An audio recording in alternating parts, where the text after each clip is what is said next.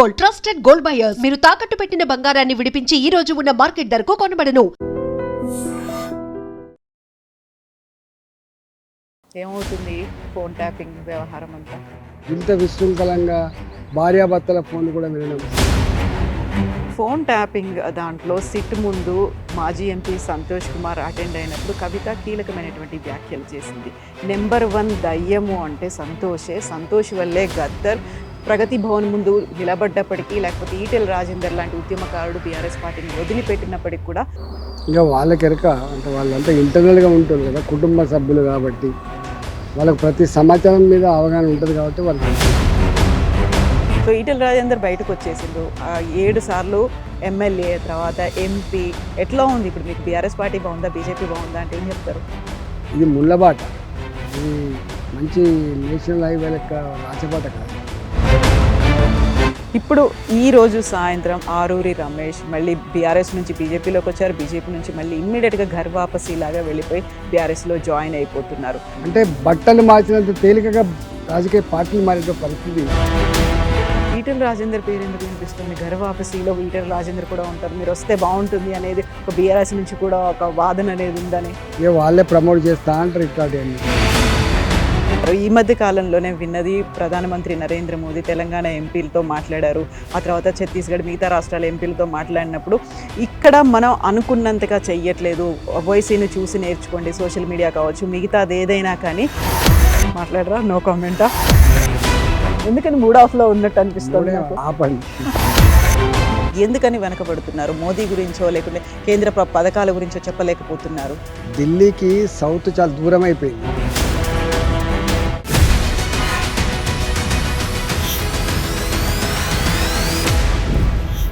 నమస్తే, welcome to I dream inside politics with Kavitha. Phone tapping వ్యవహారంలో తప్పంతా పోలీసులది మాత్రమేనా, మంత్రివర్గంది లేదా? ఎందుకని బీఆర్ఎస్ పార్టీని వీడి బయటికి రావాల్సినటువంటి పరిస్థితులు వచ్చాయి? ఎట్ ద సేమ్ టైం వరంగల్కి చెందినటువంటి మాజీ ఎమ్మెల్యే ఆరూరి రమేష్ తిరిగి మళ్ళీ బీఆర్ఎస్ పార్టీలో ఎందుకు జాయిన్ అయ్యారు, బీజేపీని ఎందుకు వదిలిపెట్టారు? మనతో పాటుగా ఉన్నారు మల్కాజ్గిరి ఎంపీ ఈటెల రాజేందర్ గారు. హలో అన్న, నమస్తే. నమస్కారం. ఎట్లున్నారు మీరు? బాగున్నామ్మా. ఏమవుతుంది ఫోన్ ట్యాపింగ్ వ్యవహారం అంతా? ఫోన్ ట్యాపింగ్ వ్యవహారం అనేది అత్యంత బాధాకరమైన సందర్భం. అది సరే, ఏ ప్రభుత్వాలైనా చక్రవర్తుల రాచరికపు ప్రజాస్వామిక వ్యవస్థల్లో కూడా సరే సమాచారం తెప్పించుకోవాలి, అలర్ట్గా ఉండాలి. కానీ సొంత పార్టీ నాయకుల, సొంత మంత్రివర్గంలో ఉన్నటువంటి సభ్యుల మీద నిఘా పెట్టడం అనేది ఇది అత్యంత దుర్మార్గమైంది, ప్రమాదకరమైంది కూడా. దీంట్లో నిన్న ఎవరో కామెంట్ చేస్తూ చూసినా, పోలీసులు వాళ్ళంతా వాళ్ళే నిర్ణయించుకుంటారు ఫోన్ ఎవరిది ట్యాప్ చేయాలి, ఎవరిది మీద నిఘా పెట్టాలనేది అది చెప్పింది. అంటే ఐఏఎస్ ఐపీఎస్ అధికారులు వాళ్ళంతా వాళ్ళు చేసుకునేటువంటి ఆస్కారం ఉండదు. కానీ బాసుల ఆదేశాలతో ఏది పద్ధతి చేసేటువంటి నీచాన్ని కూడా ఉడిగట్టద్దు. 2 విషయాలు ఇక్కడ. ఐఏఎస్లకు ఐపీఎస్లకి పైన సమాచారం లేకుండా, ముఖ్యమంత్రులతో సమాచారం లేకుండా, హోంమంత్రులతో సమాచారం లేకుండా వీళ్ళుగా ఫోన్ ట్యాప్ చేసుకొని వినేటువంటి అధికారం ఉండదు. అట్ ద సేమ్ టైం బాసులు చెప్పంగానే అన్ని పద్ధతులు పక్కకు పెట్టి, ప్రజాస్వామికమైన విలువలు కానీ బాధ్యతలు కానీ చట్టాన్ని పక్కకు పెట్టి వాళ్ళైతే హుజూర్ పోస్టుల కోసం ఎగబడి పనిచేస్తారో అది తప్పు. దీని మీద అంతకుముందు కూడా ఫోన్ ట్యాపింగ్ ఉండొచ్చు, కానీ బయటికి రాకపోవచ్చు. ఇది విశృంఖలంగా జరిగింది కాబట్టి, ఇది మరీ ప్రమాదకర స్థాయికి ఎదిగింది కాబట్టి ఇవాళ ఇది బయటకు వచ్చింది. దీని మీద ఏదో సిట్ అయితే వేసిందో సమగ్రమైన దర్యాప్తు జరిపించాలి. దీంట్లో ఎవరైతే దోషులుగా ఉన్నారో వాళ్ళని పనిష్ చేయాలి.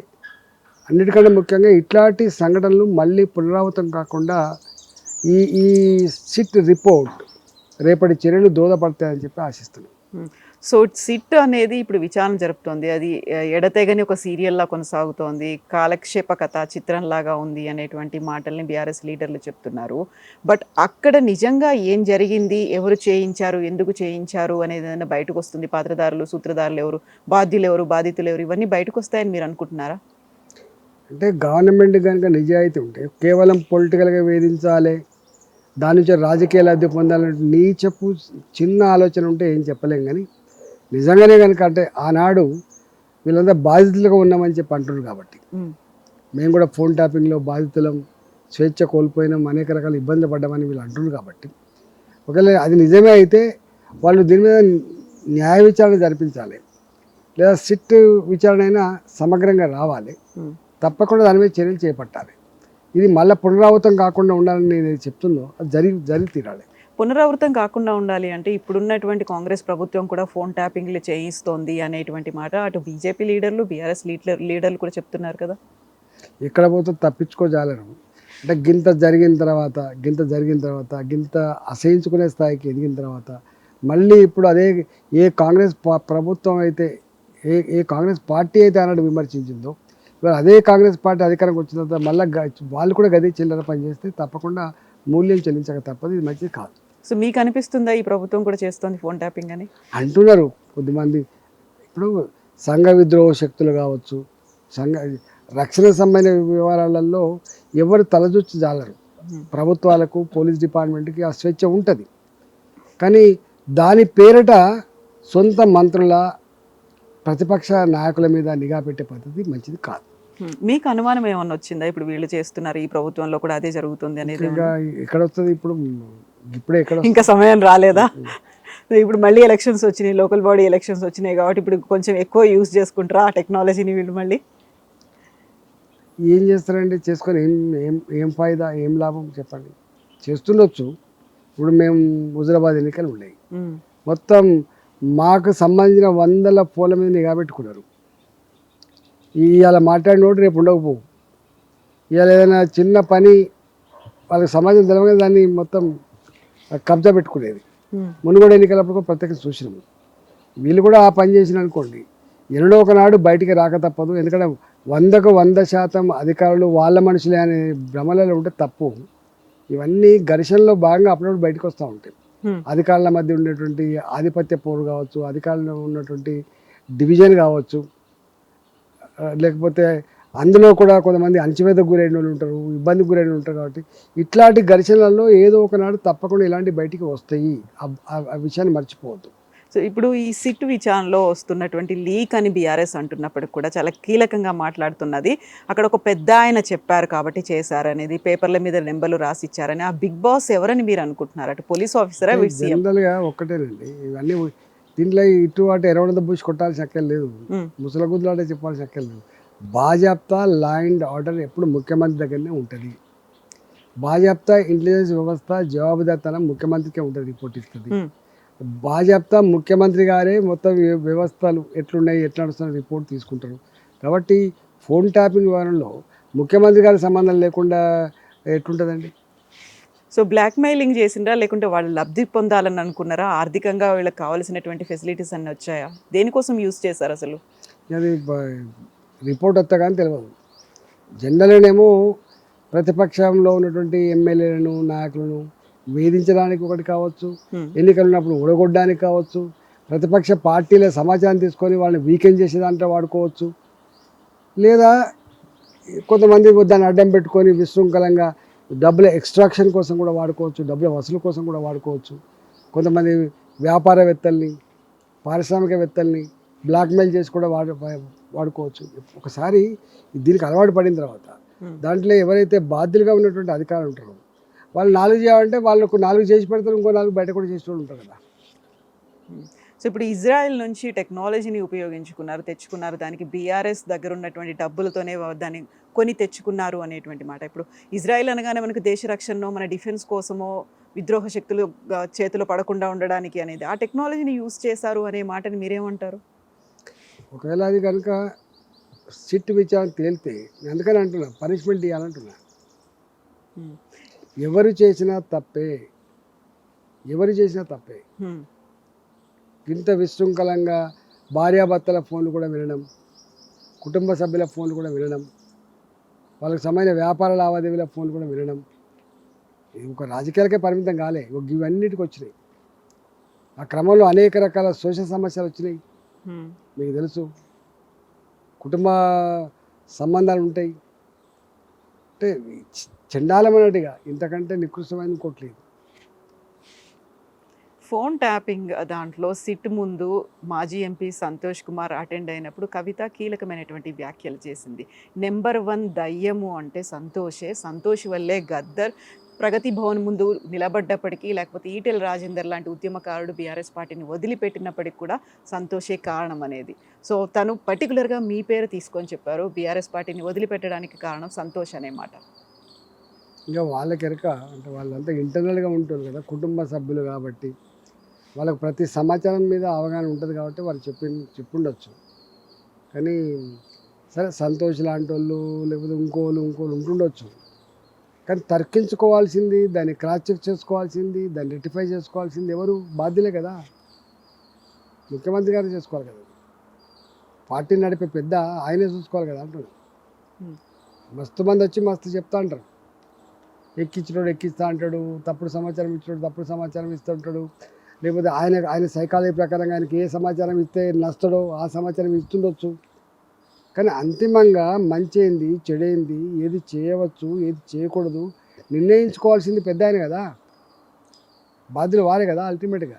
సో పెద్ద ఆయన అంటే సీఎంఏ, అంతే. మాజీ సీఎం. ఫోన్ ట్యాపింగ్ అనే వ్యవహారం ముఖ్యమంత్రి గారికి తెలియకుండా జరిగే ఆస్కారం లేదు. జరిగింది అనుకో, మనకి పనిష్మెంట్ అంటే మరీ తీవ్రమైన పనిష్మెంట్ ఇవ్వాలి. ఏముండాలంటారు పనిష్మెంట్ అంటే? ఏముంటుందని చట్టం ప్రకారం ఉంటాయి, చట్టాలు ఉన్నాయి కదా. సో ఇప్పుడు సిట్ చాలా ఖచ్చితంగా పనిచేస్తుంది, కఠినమైనటువంటి శిక్షలు తీసుకుంటుంది, జైలుకి పంపిస్తుంది అని మీరు అనుకుంటున్నారా? చూడాలి.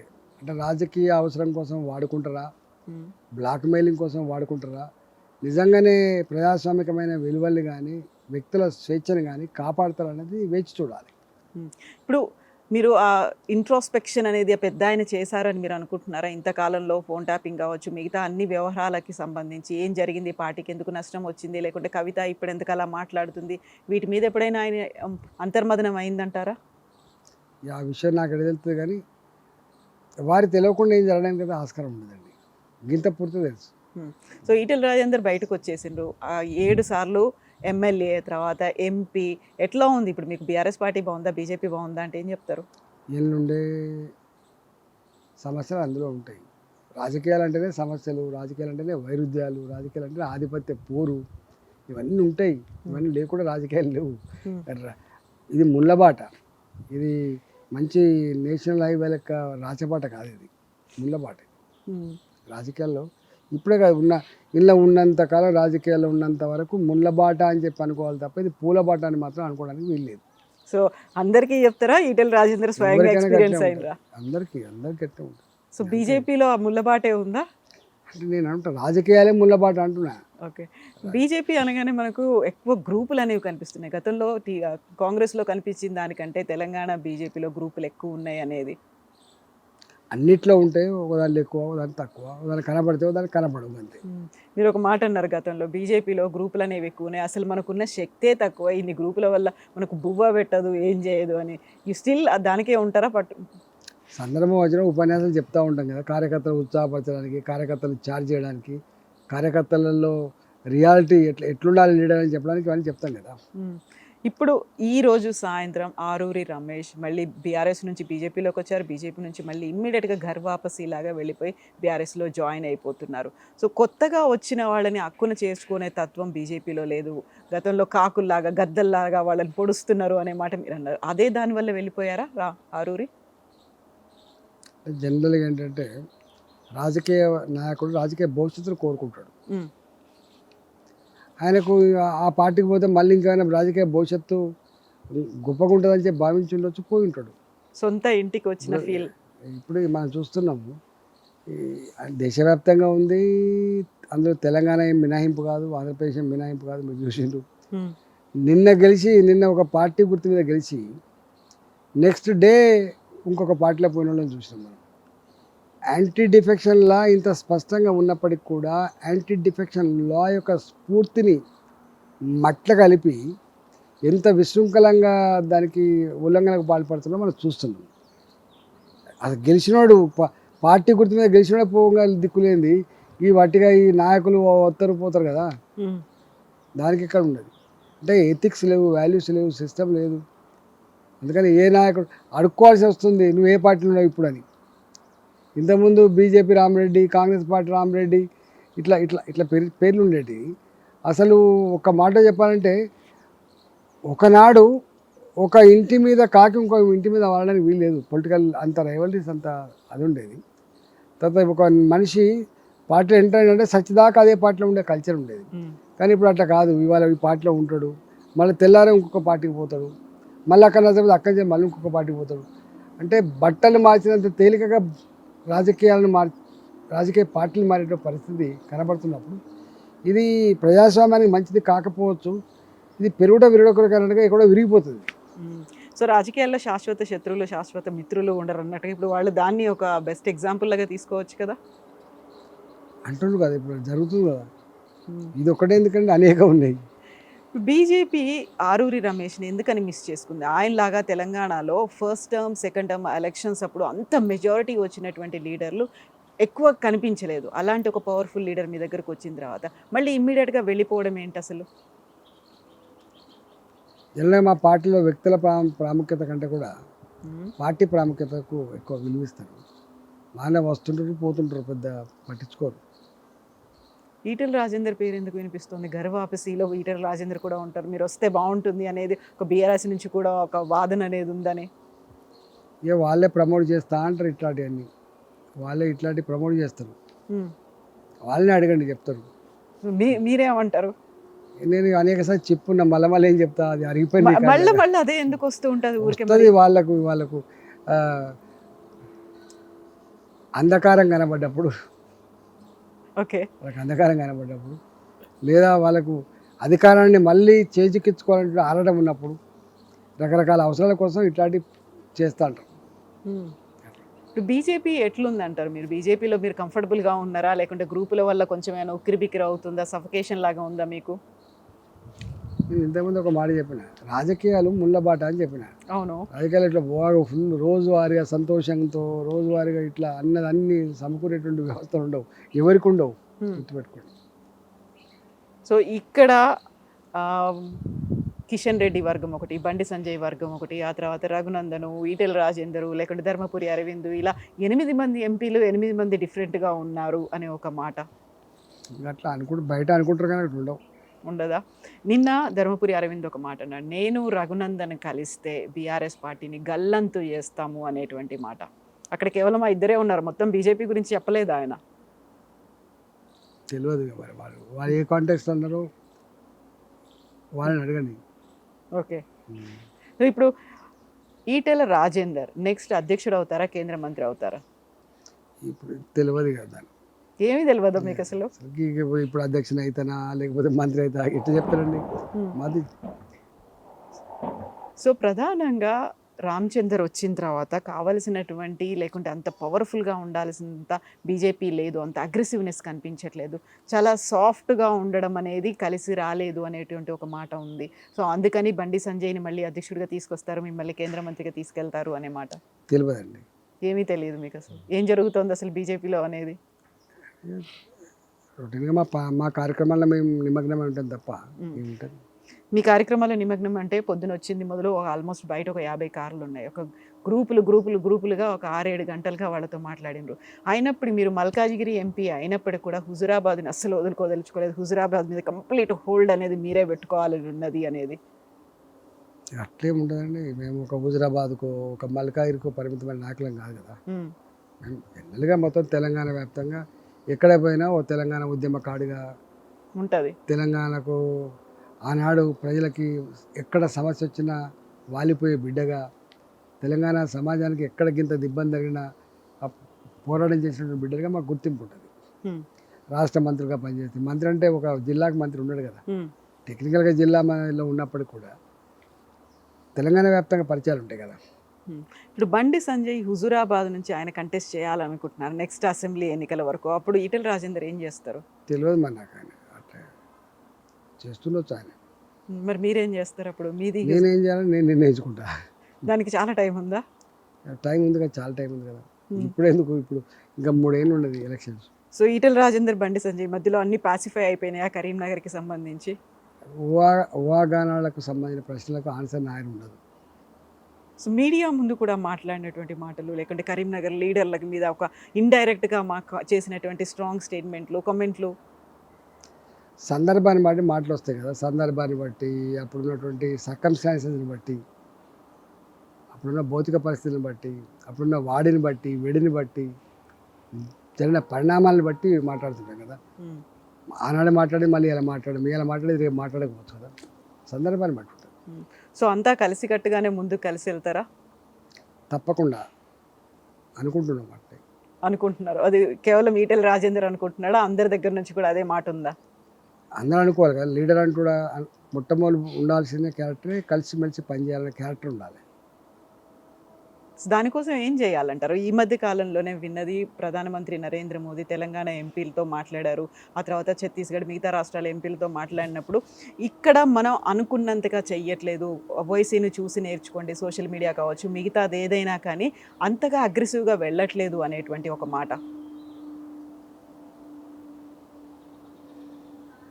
మాట్లాడరా? నో కామెంటా? చూడాల్సింది, నేర్చుకోవాల్సింది, ఫాలో అవ్వాల్సింది ఏం లేదా? సందర్భం అయితే చెప్తాం. ఇప్పుడు రాలేదు అసలు? ఇంకా టైం ఉందా దానికి? ఎంత టైం ఉండింది? ఎప్పటి వరకు ఉండొచ్చు చెప్తాం. సో ఇప్పుడు లోకల్ బాడీ ఎలక్షన్స్ అనేవి ఉన్నాయి, ఇప్పుడు మళ్ళీ ఫోకస్ పెట్టాల్సినటువంటి అవసరం ఉంది. ఏం చెయ్యాలంటారు? తెలంగాణ బీజేపీ ఎలాంటి పిలుపునివ్వాలంటారు? కేవలం కేంద్రం దగ్గర నుంచి వచ్చి ఇక్కడ పరిశీలకులుగా వచ్చి, లేకుంటే ఇన్ఛార్జీలు వాళ్ళు చేయాలా, ఇక్కడ ఉన్నటువంటి వాళ్ళు చేయాలా? అక్కడి నుంచి పాపం మార్గదర్శకాలు చెప్తారు, అనుభవాన్ని చెప్తారు, సపోర్ట్ చేస్తారు.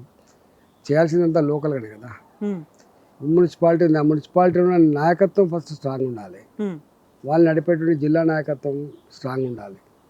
అంతే తప్ప ఎక్కడో ఢిల్లీలో ఉన్న వాళ్ళకు పాపం ఈ మున్సిపాలిటీ ఎన్నికల దగ్గరికి వచ్చి డైరెక్ట్గా ఎన్నికల ప్రచారం చేసే ఆస్కారం కానీ స్ట్రాటజీ చేసే ఆస్కారం అవసరం లేదు. లోకల్ ఉంటారు చేసుకుంటారు. ఓకే. సో దానికోసం టైం చాలా తక్కువ ఉంది, 15 రోజులు కూడా లేదు. మీరు చెప్పినట్టుగా ఒక కలెక్టివ్గా ఉండాలి, కార్యకర్తలను కలుపుకుపోవాలి, ప్రతి ఒక్కరిని ఇన్వాల్వ్ చేయాలి. ఈ టైం సరిపోతుందంటారా? స్థానిక సంస్థల ఎన్నికలు కదా, చిన్నవి కదా. మున్సిపాలిటీలు అంటే జస్ట్ 1000 ఓట్లు 5000 ఓట్ల కంటే ఎక్కువ లేవు నాకు తెలిసి. అయినప్పటికీ కూడా చాలా ప్రెస్టీజియస్గా భావిస్తున్నారు. ఎందుకో అంటే గెలుపు అనేది తప్పకుండా ప్రెస్టీజ్ తీసుకుంటుంది ప్రతి పొలిటికల్ పార్టీ.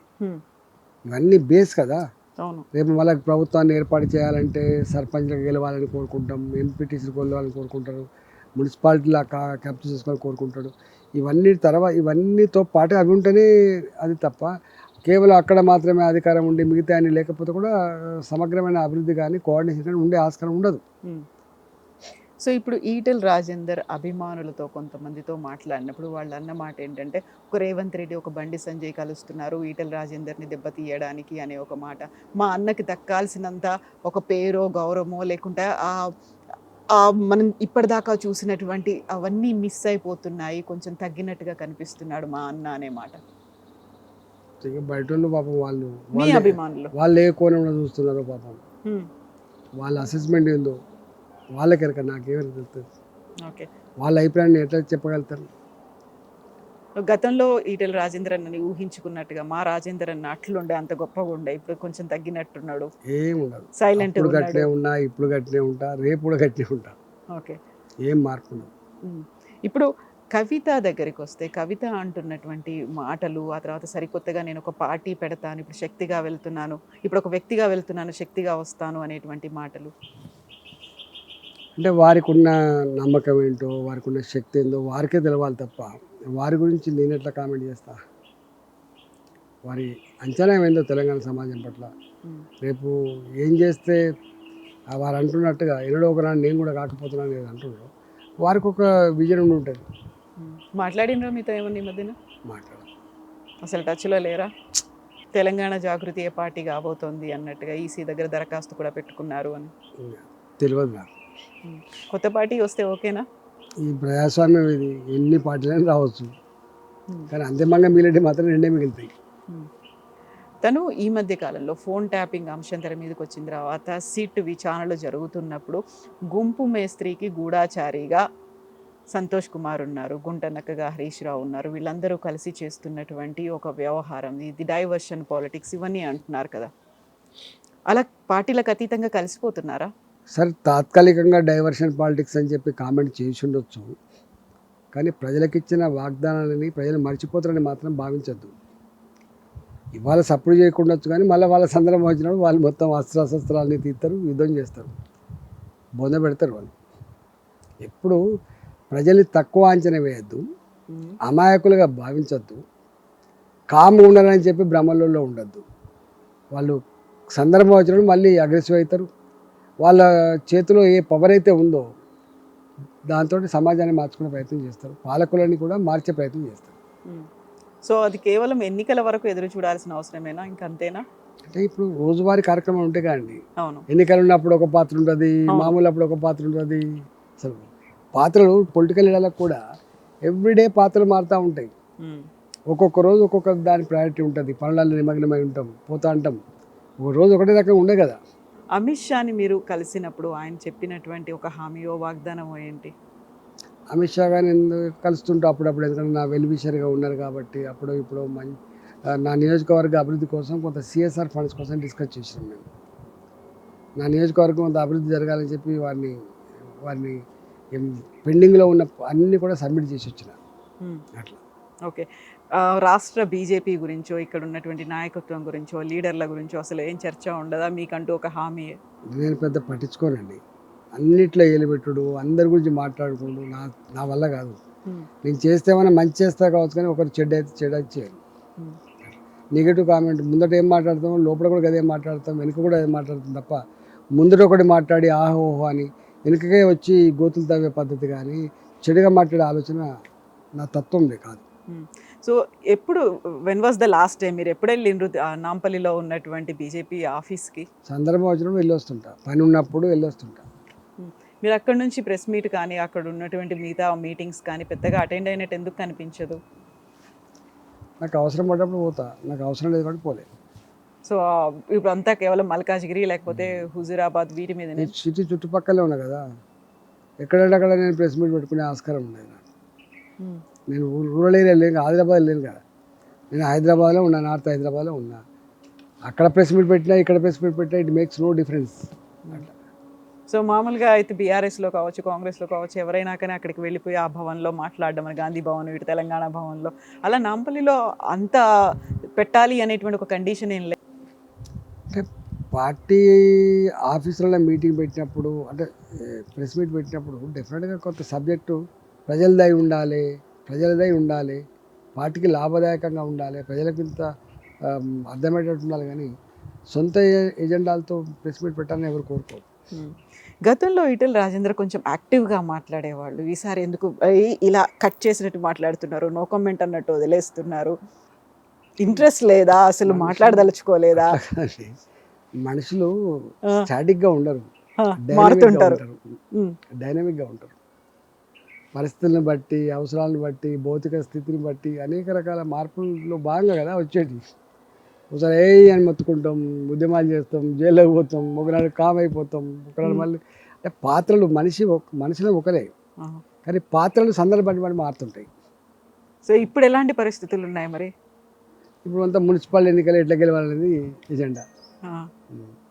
సో పార్లమెంటు సమావేశాలు కూడా అవుతున్నాయి, మరి ఎక్కువ ఫోకస్ అనేది ఎట్లా పెడతారు మీరు? పార్లమెంట్ ఎంత ఇంపార్టెంట్ అయినప్పటికీ కూడా స్థానిక సంస్థ ఎన్నికలలో మా నాయకులంతా ఉంటారు కాబట్టి పాపం మా గెలుపు కోసం వాళ్ళు అనేక రకాల కష్టాల కోర్చి మమ్మల్ని ఈ స్థాయి పెట్టిన వాళ్ళు వాళ్ళే కాబట్టి వాళ్ళకు వచ్చిన ఎన్నికలప్పుడు మనం వాళ్ళతో వెంట ఉండి వాళ్ళకి గెలిపించుకుంటే 4 కాళ్ళ పాటు నమ్మకంతో ప్రేమతో ఉంటారు, లేకపోతే ఏం బంధం ఉంటుంది?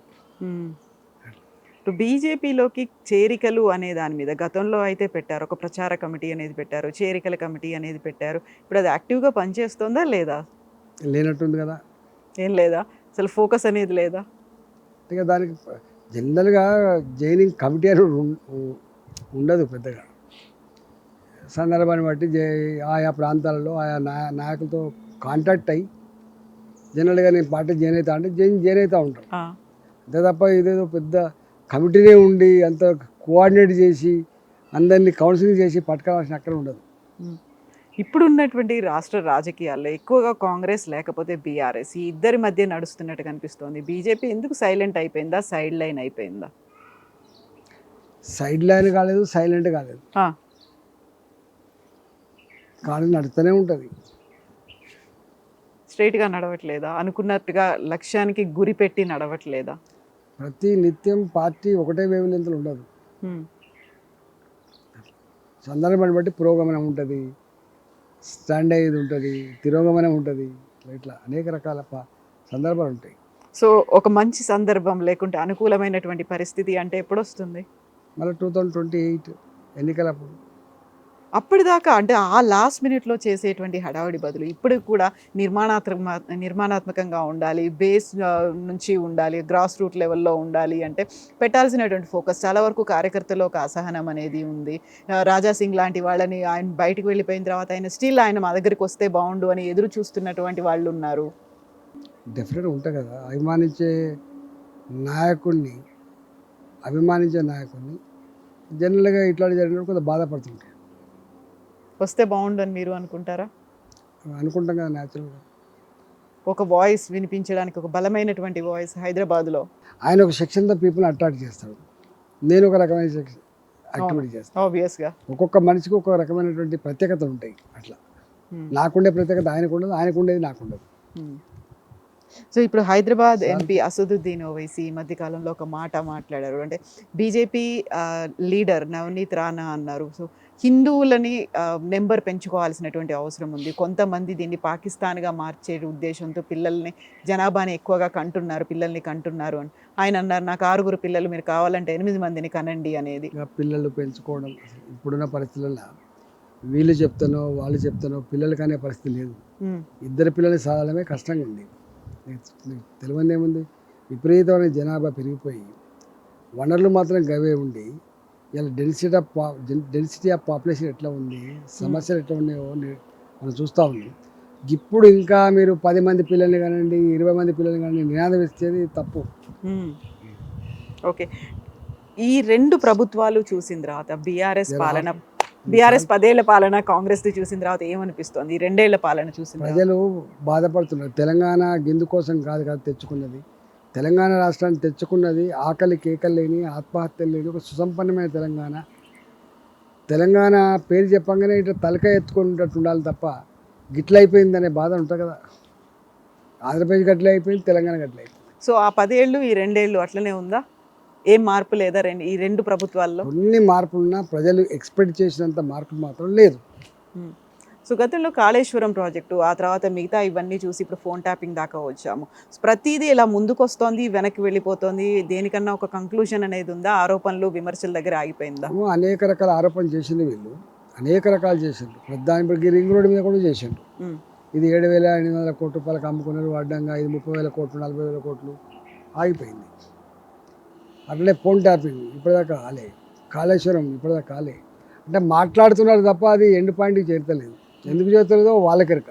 ఎందుకు చేరట్లేదని మీరు అనుకుంటున్నారు? వాళ్ళకెరక, అది వాళ్ళ స్ట్రాటజీ ఏందో వాళ్ళకు ఉంటుంది. నిజమా లేకపోతే దీనిలో ఏం పసలేదా, నిజమా లేదా పసలేదా వాళ్ళు చెప్పాలి కదా. సో మీరు ఆ ప్రభుత్వంలో కూడా ఉండొచ్చారు కాబట్టి నిజంగా ఇవన్నీ పసలేనివేనా, నిజాలు ఉన్నాయంటారా? అందులో ఆరోపణలో నిజమెంత? అంటే ఫోన్ ట్యాపింగ్ ఉందనుకోండి, అది నిజమని తేలిపోయింది, దాని మీద చర్చ పెట్టాల్సి అక్కర్లేదు. కాళేశ్వరం సరే ఇప్పటికే నేను చెప్పుకున్న నా అభిప్రాయాన్ని మళ్ళీ చెప్పాల్సి అక్కర్లేదు. ఓకే, సో 2 ఏళ్ళు ఆ తర్వాత ఇంకొక 3 ఏళ్ళు ఎదురు చూస్తూ ఉండాలి. మరి మీ అభిమానులకి, మీ కార్యకర్తలకి ఏం చెప్తారు మీరు? మా అభిమానులు ఎక్కడ ఊరు, మా అభిమానులు, మా మీద నమ్మకం ఉన్నవాళ్ళు, మాతో కలిసి నడిచిన వాళ్ళంతా మాతో ఉంటారు. సందర్భం వచ్చినప్పుడు యాక్టివ్ అవుతారు, సందర్భం వచ్చినప్పుడు కాముంటారు. సో అదే సందర్భం దీంతోనేనా మీరు టచ్ మీ నాట్ లాగా ముక్తసరిగా ఆన్సర్స్ ఇస్తూ ఈరోజు? ఎందుకని మూడ్ ఆఫ్లో ఉన్నట్టు అనిపిస్తుంది నాకు. ఏమేమో తిరుగుతున్నాయా బ్రెయిన్లో? చాలా తిరుగుతున్నాయా? మేధోమదనమా? ఆపండి. మేధోమదనం అవుతుందా? అది ఎప్పుడు రొటేట్ అవుతూనే ఉంటుంది, మీద ఎప్పుడు పనిచేస్తూనే ఉంటుంది. ఓకే, కాన్స్టెంట్గా పనిచేస్తుంది. ఓకే, ఇప్పుడు వేరే మైండ్లో ఉన్నారు, వేరే మూడ్లో ఉన్నారు కాబట్టి మున్సిపాలిటీ ఎన్నికలు ఉంటాయి కదా, మున్సిపాలిటీ ఎన్నికల మూడ్లో ఉన్నాం. దేశమంతా మోదీ హవా అనేది కనిపిస్తోంది. తెలంగాణలో మాత్రం దాన్ని ప్రచారం చేసుకోవడంలో బీజేపీ లీడర్లే వెనకబడుతున్నారు. 8 మంది ఎమ్మెల్యేలు, 8 మంది ఎంపీలు ఉన్నారు. ఇక్కడ 2 కేంద్ర మంత్రులు, ఇంతమంది రాజ్యసభ సభ్యులు, ఎంపీలు ఉన్నప్పటికీ కూడా ఎందుకని వెనకబడుతున్నారు? మోదీ గురించో లేకుంటే కేంద్ర పథకాల గురించో చెప్పలేకపోతున్నారు. ఢిల్లీకి సౌత్ చాలా దూరం అయిపోయింది. మోడీ గారికి యూపీ, బీహార్ ఆ హిందీ బెల్ట్ అంతా కూడా భారతీయ జనతా పార్టీకి అదొక పట్టుకొమ్మలాగా ఉండేటువంటి ప్రాంతం అది. అక్కడ రాజకీయాలంతా కూడా పార్టీ, జెండా, సిద్ధాంతం ఇట్లాంటి పునాదుల మీద ఉంటాయి. సౌత్కి వచ్చేటప్పటికి అట్లాంటిది ఉండదు. ఇక్కడ ఇక్కడ డిఫరెంట్ ఎజెండా ఉండే ఆస్కారం ఉంటుంది. ఇక్కడ నాయకుల వ్యక్తిగతమైన గ్లామరు, లీడర్షిప్, తర్వాత ప్రజలు వాళ్ళ అవసరాలు, వాళ్ళకు సంబంధించిన ప్రణాళికలు, ప్రభుత్వం పరంగా ఇవన్నీ ఉంటేనే వాళ్ళు వింటారు తప్ప అక్కడలాగా ఉండే ఆస్కారం లేదు. అందుకనే నేను అనుకుంటా సౌత్ని ఇంకా అర్థం చేసుకోవాల్సిన అక్కర ఉన్నది. దీనికి సపరేట్ కార్యాచరణ ప్రకటించాల్సిన అక్కర ఉన్నది. దీనికి సపరేట్గా ఒక ప్రోగ్రామ్ ఇచ్చి పని చేసుకోవాల్సిన బాధ్యత ఉంది.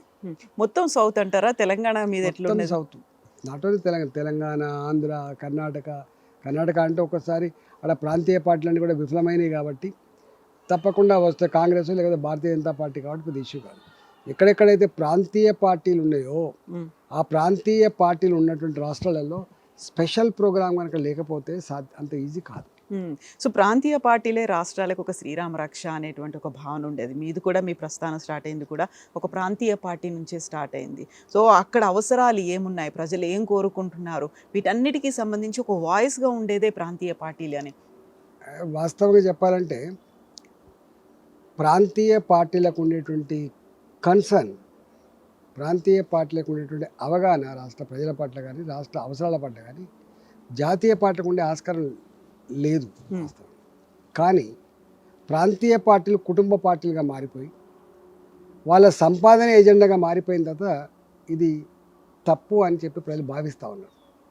అందుకనే ఉన్నంతలో పారదర్శకంగా ఉండే ప్రభుత్వాలు ఉండాలి. ప్రభుత్వాలు తలెత్తుకొని మా ప్రభుత్వం అని చెప్పుకుంటూ ఉండాలి, కానీ తలదించుకునే పద్ధతి ఉండద్దని, స్కాములు లేనటువంటి పద్ధతుల్లో, దోపిడీ లేని పద్ధతులలో మంచి పరిపుష్టమైన ప్రజాస్వామ్యం వర్ధిల్లేటట్టుగా ప్రభుత్వాలు ఉండాలని కోరుకుంటారు ప్రజలు. సో ఇట్లాంటి పరిస్థితుల్లో ప్రజలు ఎవరి వైపు చూస్తారని మీరు అనుకుంటున్నారు? ప్రజలు ఎవరు బాగుంటే వాళ్ళ వైపు చూస్తారు. ఇప్పుడు మోడీ గారు వచ్చిండ్రు 2014లో. మోడీ గారు వచ్చిన తర్వాత ఇంకొకరు దిక్కు చూస్తలేరు. మోడీ గారు వచ్చిన తర్వాత దేశ ప్రజానికం అంతా కూడా దేశం సురక్షితంగా సుభిక్షంగా ప్రపంచ చిత్రపటం మీద భారత ఔన్నత్యం గొప్పతనం ఎదగాలంటే మోడీ గారే దానికి నిజమైనటువంటి నాయకుడు అని చెప్పి ప్రజలు భావిస్తారు. కాబట్టి కశ్మీర్ నుంచి మొదలుపెట్టి కన్యాకుమారి వరకు మీరు అన్నట్టుగా సౌత్లో కూడా అక్కడ స్థానిక సంస్థల్లో గెలవకపోవచ్చు, మేము ఎమ్మెల్యేగా గెలవకపోవచ్చు, కానీ ఎంపీలు వచ్చినప్పుడు మాత్రం కొంత పాజిటివ్ ఉందంటేనే మీకు అర్థం కావాలి. దేశంలో ఎవరు ఉండాలి? మోడీ ఉండాలి. ఏ పార్టీ ఉండాలి? భారతీయ జనతా పార్టీ ఉండాలి. ఇక్కడ ఎక్కడ పేచి లేదు. కానీ అదే మళ్ళీ రేపు సర్పంచ్కి వచ్చినప్పుడు, ఎంపీపీ అయ్యేటప్పుడు, జిల్లా పరిషత్ చైర్మన్ అయ్యేటప్పుడు, లోకల్గా ప్రభుత్వం అయ్యేటప్పుడు డిఫరెంట్గా ఉంది. అందుకని దీన్ని నార్త్నేమో కేంద్ర డబుల్ ఇంజిన్ సర్కార్ అని చెప్పేది అంటారు. అన్ని స్థానిక సంస్థల నుంచి మొదలుపెట్టి పార్లమెంట్ వరకు ఒకటే పార్టీ ఉంటుంది, కానీ ఇక్కడ డిఫరెంట్గా అవుతుందో. అందుకని నేను అంటున్నా సౌత్ని మరింత లోతుగా అధ్యయనం చేయాల్సిన అక్కడ ఉన్నది. ప్రాంతీయ పార్టీలు ఉన్న దగ్గర మరింత ప్రణాళికలు స్పెషల్గా రూపొందించుకోవాల్సి ఎక్కడ ఉన్నది, స్పెషల్ ప్రోగ్రామ్ ప్రకటించుకోవాల్సి ఎక్కడ ఉంది. గతంలో తెలంగాణ ఉద్యమం అయినప్పుడు ఆ తర్వాత వచ్చినటువంటి 2 ఎలక్షన్స్లో కూడా రాష్ట్రానికి రక్ష స్థానికంగా ఉన్నటువంటి ఇక్కడ ప్రాంతీయ పార్టీలే, దేశానికి మాత్రం ఒక బీజేపీ అనేటువంటి భావన, అదే దిశగా ఇండైరెక్ట్గా ఒక మెసేజ్ కూడా వెళ్ళింది. కాబట్టి ఇక్కడ టీఆర్ఎస్ బీఆర్ఎస్ వచ్చింది, అక్కడ బీజేపీ వచ్చింది అనేది మీరు అదే ఫీల్ అయ్యారా ఆ టైంలో? ఇప్పుడు అది మారిందా? నేను ఇప్పటికీ ఏమంటున్నా, ప్రాంతీయ పార్టీలు కుటుంబ పార్టీలుగా మారిపోయిన తర్వాత, రాచరికపు పోకడలు మొదలైన తర్వాతనే ప్రాంతీయ పార్టీలను అసహించుకుంటున్నారు. ఇప్పుడు జాతీయ పార్టీలు వచ్చాయి, ఒకవైపు కాంగ్రెస్, మరోవైపు బీజేపీ. ఇవి వచ్చేసి అక్కడ ఉన్నటువంటి వాయిస్ని చంపేస్తున్నాయి, ప్రాంతీయ పార్టీలు లేకుండా చేస్తున్నాయి. ఇష్యూ వాస్తవంగా మన ప్రాంతీయ పార్టీ మీద విముఖత కలిగిన నాడు జాతీయ పార్టీల వైపు చూసిండ్రు. అందులో జాతీయ పార్టీ భారతీయ జనతా పార్టీ వైపే చూసిండ్రు. కానీ by default Congress party gain అయింది, అది వేరే విషయం. ఎందుకయింది అని అదొక వేరే సబ్జెక్ట్. ప్రజలు చూసింది బీజేపీని మాత్రమే, కాంగ్రెస్ని చూడలే. కానీ బై డిఫాల్ట్ కాంగ్రెస్ పార్టీ అధికారంకి వచ్చింది. లోపం ఎక్కడ కనిపించింది అప్పుడు? ఆ లోపం డిఫాల్ట్ అంటే ఎక్కడి నుంచి వచ్చింది? ఇప్పుడు 2 ఏళ్ళు అవుతుంది, 2 ఏళ్ళు తెలిసిపోతుంది కదా. కాంగ్రెస్ పార్టీకి అధికారం ఇచ్చినప్పటికి కూడా ఏం మార్పు లేదు, మార్పు లేకపోయినా పేన మీద పూలపడ్డాం అనుకుంటాను కదా. సో పెనము పొయ్యి కాదు, మాకు కావాల్సినటువంటి ప్రాపర్గా మాకు రోటీ కపడా కమ్మాక అని అంటారా, లేకపోతే వాళ్ళకి కావాల్సినటువంటి ఒక మంచి జీవనం కావాలి అనుకుంటే బీజేపీ అంటే ఆ ప్రత్యామ్నాయంగా తెలంగాణలో కల్పించాలంటే ఏం చేయాలంటారు? ఉంటుంది కదా, అదో పెద్ద చర్చ, డిబేటబుల్, అదో పెద్ద సబ్జెక్టు. మీరు ఇక్కడ మాకు చెప్పకపోయినప్పటికీ ఇంటర్నల్గా అయినా వినిపిస్తున్నారా? ఇంటర్నల్గా మీరు చెప్పే మాటల్ని వాళ్ళు వింటున్నారా? వింటారు కదా, పార్టీలు ఎందుకు వినవు చెప్పండి. డిబేట్ జరుగుతూ ఉంటాయి, మాట్లాడుతూ ఉంటారు, సీక్రెట్ కాదు కదా. సీక్రెట్ కాదు, కాకపోతే మరి ఆచరణలోకి ఎందుకు రావట్లేదు? వస్తుంది, ఎప్పుడో సందర్భం వస్తుంది, రాకుండా ఎట్లుంటుంది. అప్పటికిప్పుడు మార్పు ఉంది కదా, ఇంకింత మార్చుకోవాల్సి అక్కడ ఉండదు. ప్రభుత్వం రావాలంటే ఏం చేయాలనో అవన్నీ రకాల మార్పులు వస్తే తప్ప ప్రభుత్వం రాదు. మనకు ఒక కెమికల్ చర్య జరగాలన్నప్పుడు దాని నిష్పత్తి పర్ఫెక్ట్గా అయితేనే రియాక్షన్ వస్తుంది అన్నట్టుగా ఇక్కడ కూడా అన్ని సింక్రనైజ్ అయ్యి కోఆర్డినేట్ అయితేనే రిజల్ట్ వస్తుంది. ఒక సమూల ప్రక్షాళన అంటారు అది. అనుకుంటాను మా వాళ్ళు పైన ఉన్న వాళ్ళు ఆల్రెడీ అనుకుంటాను ఇప్పటికే. సమగ్రమైన సమూల ప్రక్షాళనతో పాటుగా సమగ్రమైన ప్రణాళిక ఉండాలి. టైం సరిపోతుంది అంటారా? ఆల్రెడీ 2 ఏళ్ళు పోయాయి, ఇప్పుడు మళ్ళీ 3 ఏళ్లే మిగిలింది. మొన్న మహారాష్ట్ర లోకల్ బాడీ ఎన్నికల్లో మీరు డబుల్ ఇంజన్ సర్కార్ కాదు, ఇది ట్రిపుల్ ఇంజన్ సర్కార్ అని చాలా గొప్పగా సెలబ్రేషన్స్ అన్నీ చేసుకున్నారు. ఇక డబుల్ ఇంజన్ సర్కార్ అనే మాట గత కొన్నేళ్లుగా వింటూ వస్తున్నాము. అక్కడికి ఎంత దూరం ప్రయాణం అని మీరు అనుకుంటున్నారు? అతి దగ్గర, అతి చేరువలో ఉన్నట్టుగా భావిస్తాం. డబుల్ ఇంజన్ సర్కార్కి అతి చేరువలో ఉన్నాము. ఒకసారి గవర్నమెంట్ అయితే ట్రిపుల్ ఇంజన్ సర్కార్ కూడా అవుతుంది. స్థానిక సంస్థల్లో కూడా మా ఆధిపత్యం, మా జెండా ప్రజల ఆశీర్వాదంతో ఎగురుతుంది. అన్ని అడుగుల దూరాన్ని మీరు చేరడానికి సమిష్టిగా ఉండాల్సినటువంటి ప్రయత్నం. తప్పకుండా సమిష్టిగా ఉండే ప్రయత్నమే చేస్తాం, సమిష్టిగా ఉండే ప్రయత్నం చేస్తాం, మంచి ప్రణాళికలు రూపొందించుకుంటాం, పార్టీని పురోగమన దశలో తీసుకుపోయే ప్రయత్నం చేస్తాం. ఒకప్పుడు కాంగ్రెస్లో ఇట్లాంటి గ్రూప్ రాజకీయాలు, గొడవలు ఇవన్నీ ఎక్కువ ఉండేవి అనుకున్నారు. బట్ వాళ్ళందరూ బయట అనేసిన తర్వాత మళ్ళీ తర్వాత కలిసిపోతారు. అలాంటి పరిస్థితి బీజేపీలో లేవు. ఒక ఈగోస్ అనేవి పెట్టుకున్నారా, లేకుంటే ఒక డిస్టెన్స్ మెయింటైన్ చేయాలనేది అంటున్నారు, మళ్ళీ కలిసిపోవట్లేదు. అది కాంగ్రెస్ మాత్రం ప్యాచప్లు చేస్తోంది. అక్కడ ప్యాచ్వే అవుతున్నారో ఇంకేమవుతున్నారో అని మళ్ళీ కలిసిపోతున్నారు. ఎన్ని మాట్లాడుకున్నప్పటికీ టీ కప్లో తుఫాన్ అనుకుంటున్నారు, కలిసిపోతున్నారు. బీజేపీ ఆ ప్రయత్నం జరగట్లేదు. కాంగ్రెస్ పార్టీకి ఒక లక్ష్యం ఏముందంటే అధికారం ఉన్నప్పుడు కొట్లాడుకుంటారు, అధికారం ఉన్నప్పుడు కొట్లాడుకుంటారు, అధికారం లేనప్పుడు ఐక్యత ఉంటారు. అధికారం రావడానికి అన్ని పక్క పెట్టుకొని ఉమ్మడిగా ఫైట్ చేస్తారు అధికారం వచ్చేదాకా. అది వాళ్ళ నైజం. సో అక్కడ నుంచి నేర్చుకోవాల్సింది కూడా ఉంది కదా బీజేపీ. మరి తప్పకుండా ఇప్పుడు అధికారం లేనప్పుడు ఐక్యత ఉండాలి, అధికారం వచ్చినప్పుడు అందరు కలిసి పనిచేయాలి. ఎప్పటికి నేర్చుకుంటారు ఇది? నేర్చుకోలేదని కాకుండా ఆల్రెడీ మాకు ఉన్నది, కొత్తగా నేర్చుకునేది. కానీ కార్యకర్తలకి కనిపించట్లేదు కదా, అది టైం పడుతుంది. కార్యకర్తలు కూడా చూడడంలో లోపం ఉంది. కార్యకర్తల లోపం ఎప్పుడు ఉన్నదండి. కార్యకర్తలు అనేటోళ్ళు అభం శుభం తెలియని వాళ్ళు, పార్టీ గెలవాలని సంపూర్ణంగా కోరుకునే వాళ్ళు, దానికోసం నిస్వార్థంగా పనిచేసే వాళ్ళే కార్యకర్తలు. కార్యకర్తలు వాళ్ళ వాయిస్ మా లీడర్ వినిపించాలనుకుంటారు, ఆ లీడర్ చెప్పేది అందరూ వినాలనుకుంటారు, అందరూ కలిసికట్టుగా ఉండాలనుకుంటారు.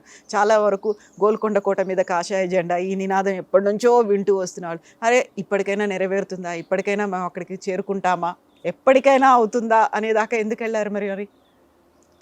అట్లేం లేదు. ఇప్పుడు మా కార్యకర్తలలో రేపటి భవిష్యత్తు మనదే అనే దాంట్లోకి వచ్చిండ్రు, ఆర్బిట్లోకి ఎంటర్ అయినా. మేము లాస్ట్ టైం మేము వచ్చేది ఎక్కడో మిస్ అయింది, అది వేరే విషయం.